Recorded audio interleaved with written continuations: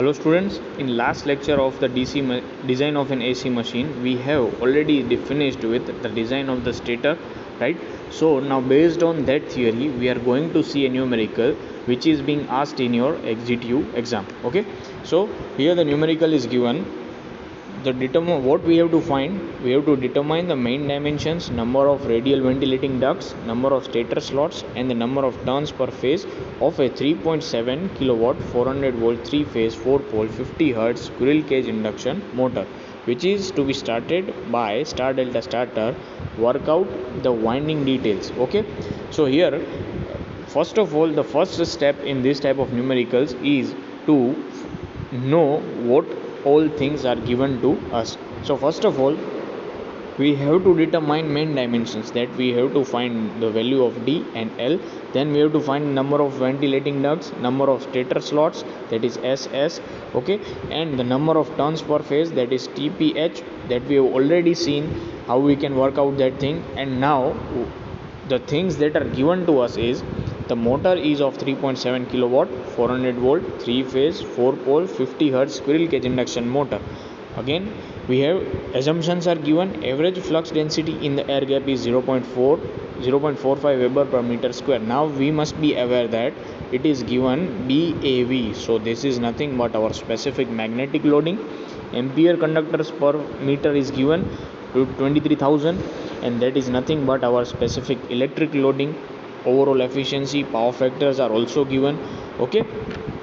Also the winding factor and stacking factor are also given. So first, in this type of numericals, you have to note down what all data are given and also what you have to find, okay? That all things you have to note down here. 3.7 kilowatt voltage, poles, frequency, specific magnetic loading, specific electric loading, efficiency and power factor, these things are already given to us as a data.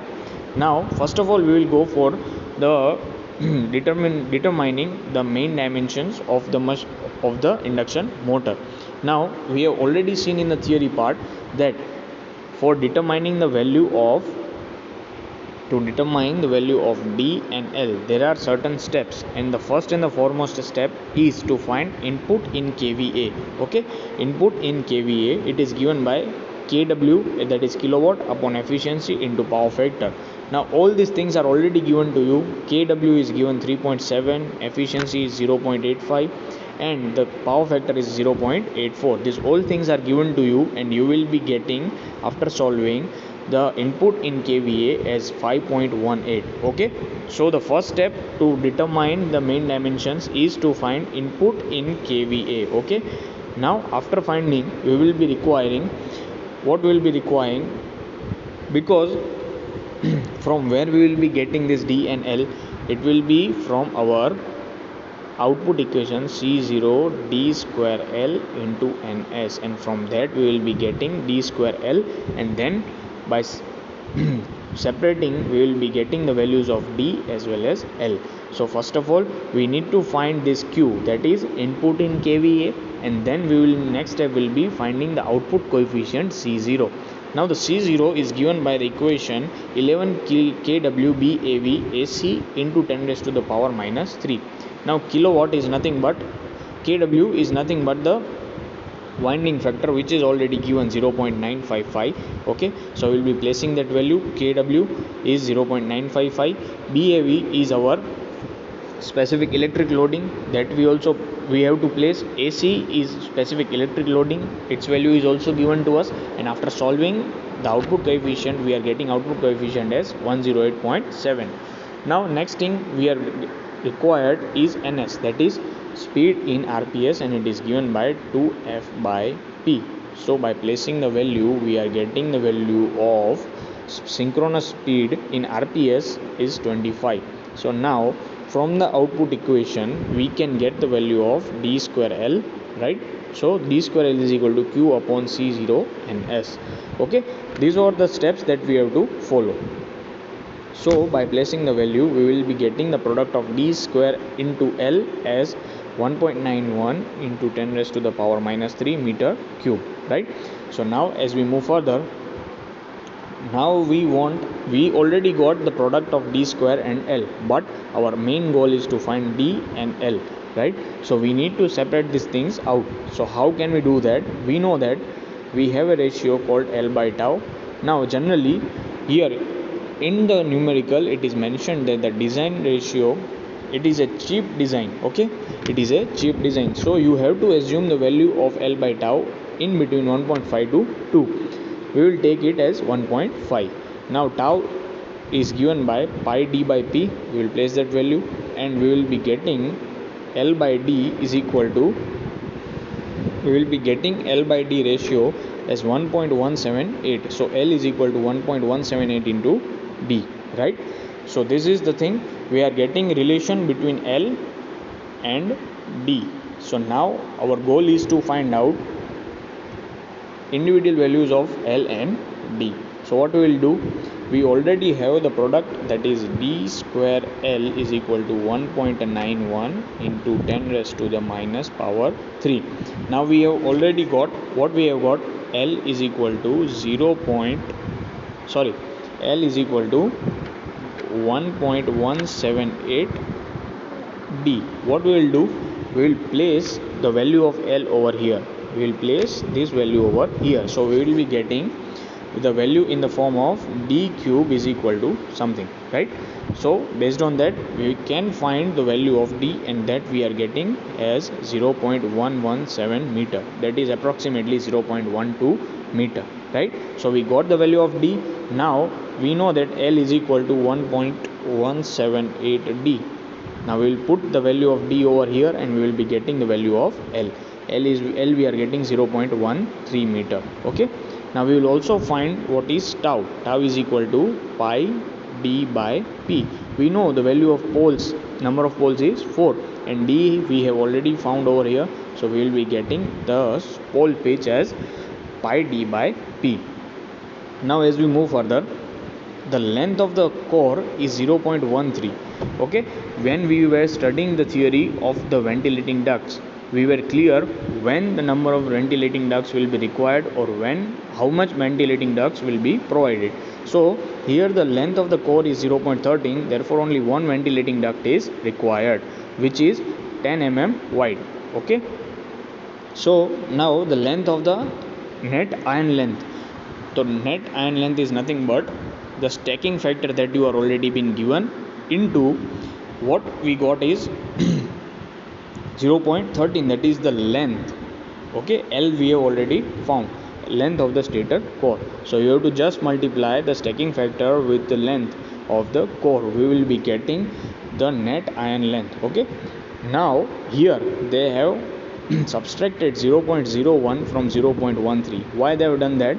Because here one ventilating duct is provided, or the one radial duct is provided, so it will be deducted from the total length. So if there are no radial ducts, then this was correct, but here we are having a radial duct of 10 mm, so we have to reduce it from the net iron length. Okay, now we'll be moving further and finding, that is turns per phase, that is TPH. We have already seen what is the equation, it is ES upon 4.44 F5M kWs. Now phi m is not given, so we have to determine phi m. How we will be getting that? We will be getting that from the equation DAV. Okay, from the specific magnetic loading. Okay, specific magnetic loading is already given, and based on that we can find out the value of phi m. Now phi m is also given, kws, that is the winding factor is also present, frequency is 50 Hz. Now es is equal to stator voltage per phase. Okay, now the stator voltage per phase is also given, but you have to see for what it is the winding is being designed, star or delta. Based on that you have to decide stator voltage per phase. So now we have all the values, and we will be getting the value of turns per phase as 343. Okay, by placing the values in this equation. It is very simple, you have to just remember this equation and place all the values. Okay, now we have already found two things, that is we have already got the value of DL, then we have already found the turns per phase. Now we are going from, and the number of ventilating ducts also we have found. So now we are going for the number of stator slots. So number of stator slots, here it is a small sized machine, okay, and semi enclosed slots are used, okay. Now the slot should not be lower than 15 mm, okay, and so we are considering that the slots per pole per phase is 3 slots per pole per phase, okay. So now the total number of slots is given by 3 into 4. Now this 4 is number of poles, 3 is the number of phases. Here 3 is number of phase, 4 is the number of poles, and this 3 is nothing but slots per pole per phase. So the total number of stator slots is given by number of phases into number of poles into number of poles, slots per pole per phase. So the total number of slots we are getting is 36, okay. So the equation if you want to derive is number of phase into number of poles into slots per pole per phase, that is QS. So the total number of stator slots you can determine from this equation. They have put directly the values, okay.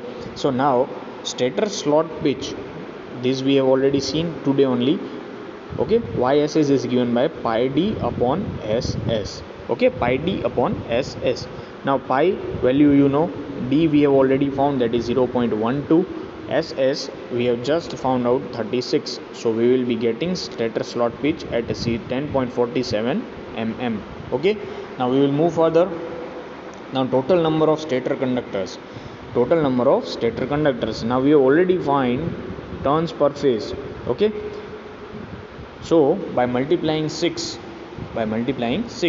what happens, in one turn there are 2 conductors, okay. So 2, and we have 3 phases, so we are getting this 6 into turns per phase. So the total number of conductors in the stator is 2058.